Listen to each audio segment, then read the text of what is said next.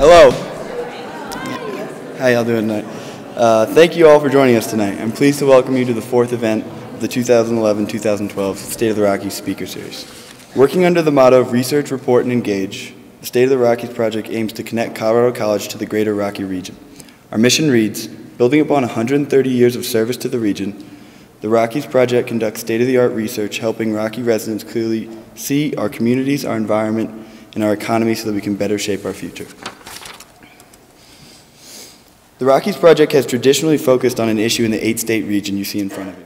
To introduce our speakers tonight, we have three of them. Beth Conover has worked for 25 years at the intersection of environmental protection and economic development.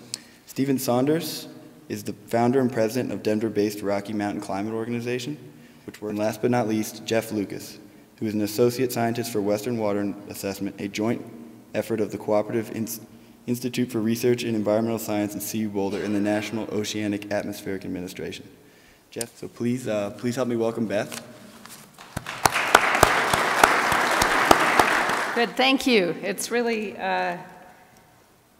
great to be here. I actually have been a user of the State of the Rockies reports, and facing dramatic drought, facing the real the threat of a compact call on the Colorado River and what that would do to our daily lives and use of water, which is such a fundamental resource, holds the potential to get people to pay attention in that immediate way that allows solutions to be created. I was part of a symposium called Climate Mind and Behavior that's held at the Garrison Institute in New York last spring, and they have brought a whole new set of behavioral sciences to bear on the understanding of how people think about risk and how they make decisions to abate that risk, either in the short or the long term.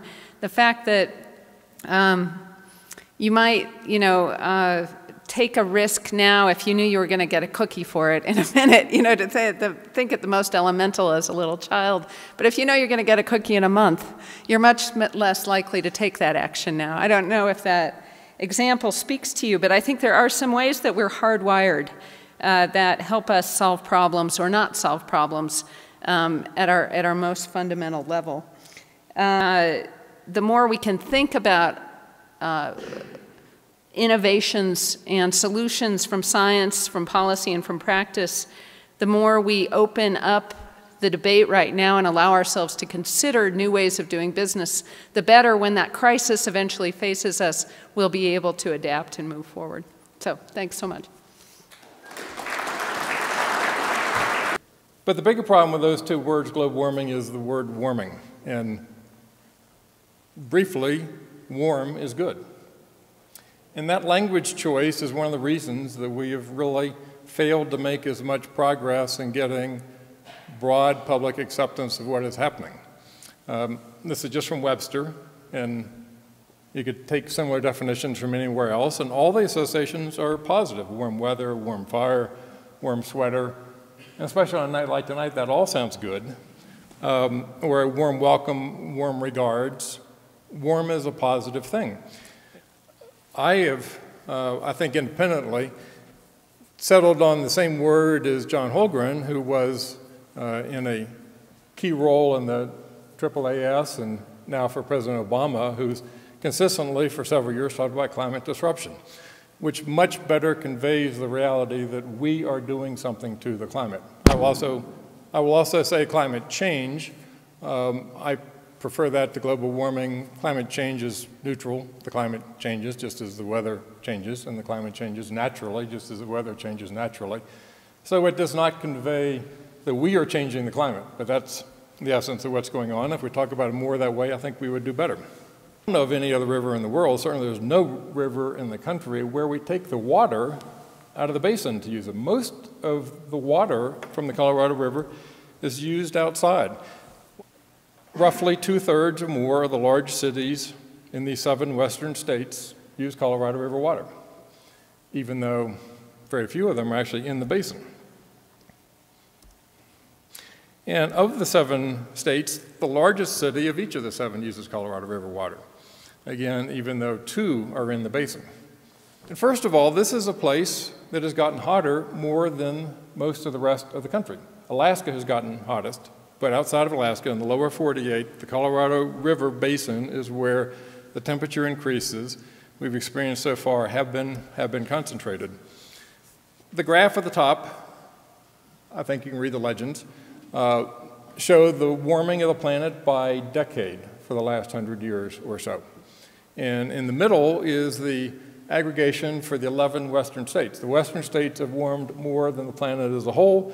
The last decade for the West, 1.7 degrees hotter than the 20th century average.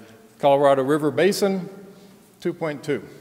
And sure looks like a pattern to me. I don't know about you. This is just one quick chart about the impacts on the water. And what I particularly like about this is that this is one of the few scientific studies that focuses on the real issue, which is looking at the river as a whole. How often are we going to trigger curtailments under the Colorado River Compact? In the Colorado River, we are all in this together. I've been astonished over the years I've been doing this when I talk to people in the Colorado mountains who say, well, we have a lot of water here. I see it melt and I see it flow down, and even if we get less of it, there'll still be enough for us. But that's not the way the law of the river works. There's a compact that governs who gets that water, and just because it starts flowing here doesn't mean it gets to stay here for our use.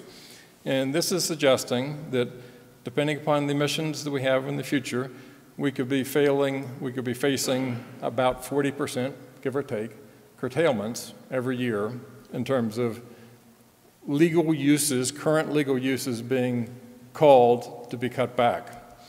And then our state is growing, as is this region, without factoring in the effects of a hotter climate, which increase demand for water. Your lawns need more water.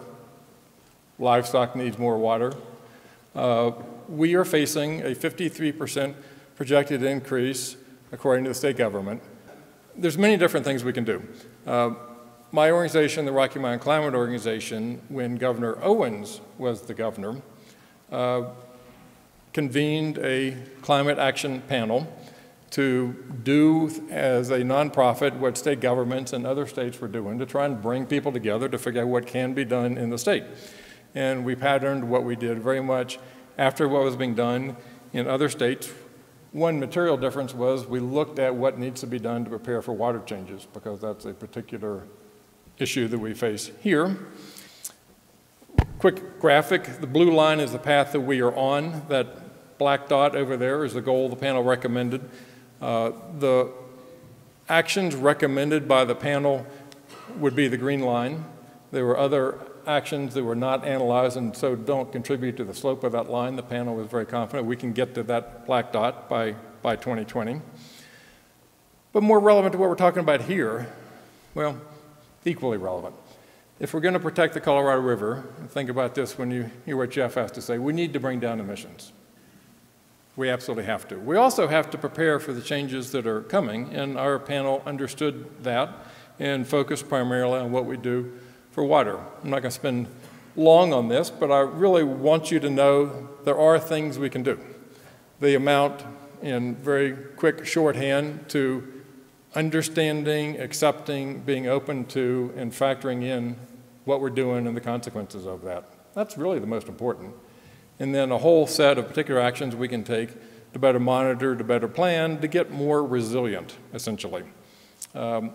Sadly, we are very deeply divided in a partisan way where now this issue is now trapped in our national partisan divide on issues. But there's really a lack of understanding about even what the scientists say. The scientists are very clear about their agreement about it. We are not clear that they are in agreement about it. You know, there's just a lot of how this has been reported that leaves people not understanding that the scientists, in fact, agree on the basic fundamental truths. Now, there's a lot of disagreement about, you know, is it going to be 4, is it going to be 6 degrees, and, you know, where's it going to be wet and all that kind of stuff. The Colorado River, to get back to where I began, is really key because of the importance of the challenges, threats we face that Jeff will provide the scientific information about, is a key that can open the door in this region. Everybody out there cares about water. We have to.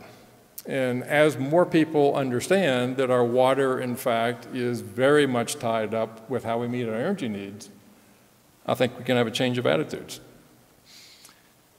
And the attitudes, thinking anew, is what's most important. Once we think anew, then we can act anew. And obviously, Abraham Lincoln was not talking about the climate change, but think about what he was talking about. Something a whole lot harder, a civil war, ending slavery, far, far bigger challenges than what we face here.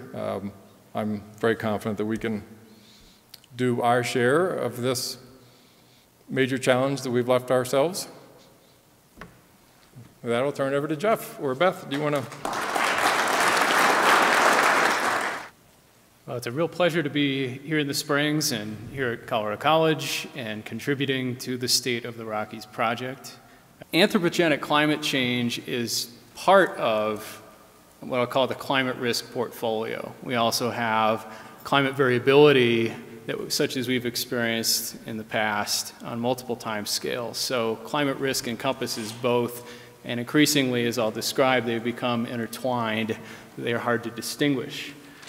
So where are we heading? As Stephen alluded to, all of the global climate models. Here I'm showing an ensemble of 34 projections from 16 models, multiple runs from a few of those models. Every single one of them is forecasting a warmer future for Western Colorado, for the region, and for that matter, globally. And 20 to 30 years from now, I'm hoping that you all, college age, will have stepped up and you'll be in the leadership and management, regulatory, decision-making, analytical positions to help us deal with the changes and the challenges that this warming and climate change disruption, as Stephen said, will present us with.